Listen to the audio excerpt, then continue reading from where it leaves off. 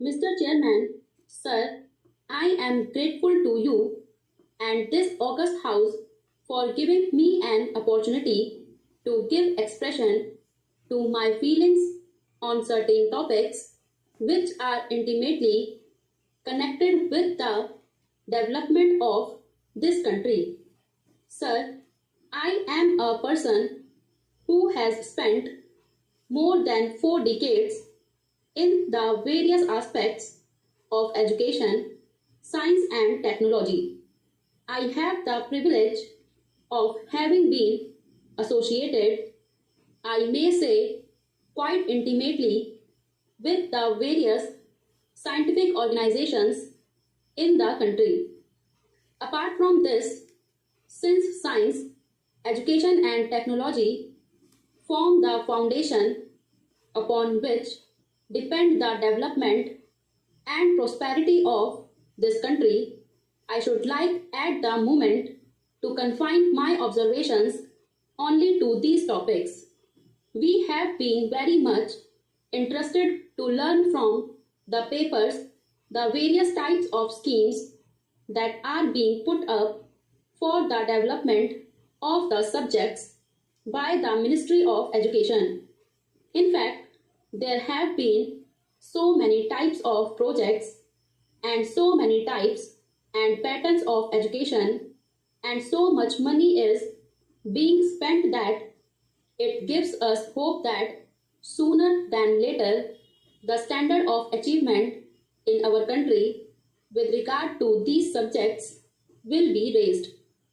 As a matter of fact, very often the indication of the progress that has been made or is being made in these subjects is estimated by the amount of money that is allotted for the development of these subjects.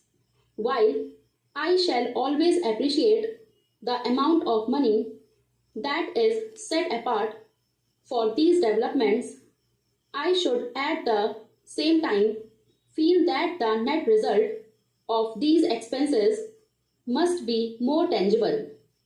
As a matter of fact, personally, I would like that even greater amounts of money should be made available for these developments, as is the case in a number of advanced countries of the world.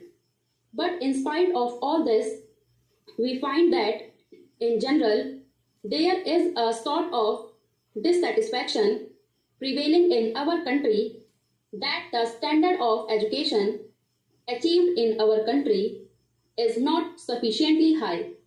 When all these things are being said and done, and when still the results do not fully satisfy the public, surely there is something amiss somewhere.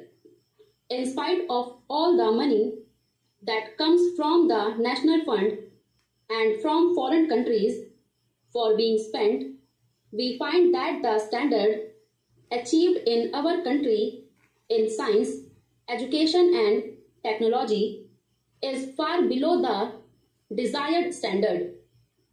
Let us begin with the universities themselves.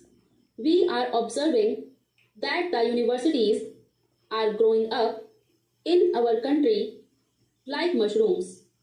After all, what is the basic difference between a university and a college? I need not say that, whereas the essential purpose of a college is to impart education in the known branches of subjects, the object of a university is both creation and imparting of knowledge. Let us examine the condition of the staff that has been given to so many of these universities. I am very unhappy to give a picture of the present conditions. There are many universities which have been in existence for a number of years and still a large number of posts, especially senior posts, are still unfilled. If we go on creating universities like this, and if we do not succeed in getting the proper type of teaching staff, how can we expect that the universities would be able to discharge their responsibilities? The present position in many of the universities is that a fresh young man who just passes his master's examination, say in June, just at the beginning of July, is being put in charge of teaching not only the undergraduate classes but even the MA and MSc classes. Everyone knows the system of examination that is unfortunately prevailing in our country. How do the young men pass the examinations? Most of them just try to cram the subjects without undergoing any serious effort to study properly and master their subjects. Thanks to the system of examination, they often succeed in getting very high percentage of marks and then they are appointed to the staff. Naturally, we cannot expect that this type of teachers will be able to give a good account of themselves in teaching the university classes.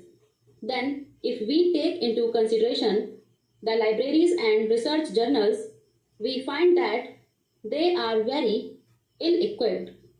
Now, if the condition of the universities be like that, how can we expect that our country will advance sufficiently in higher studies and research?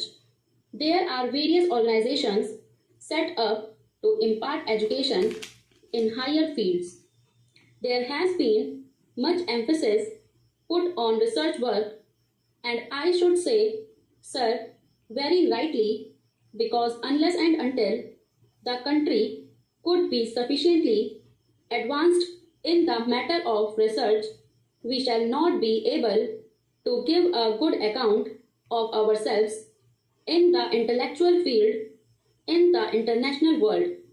The point is that with our limited resources, will it not be worthwhile that with the money available, we should be able to get an adequate and reasonable return?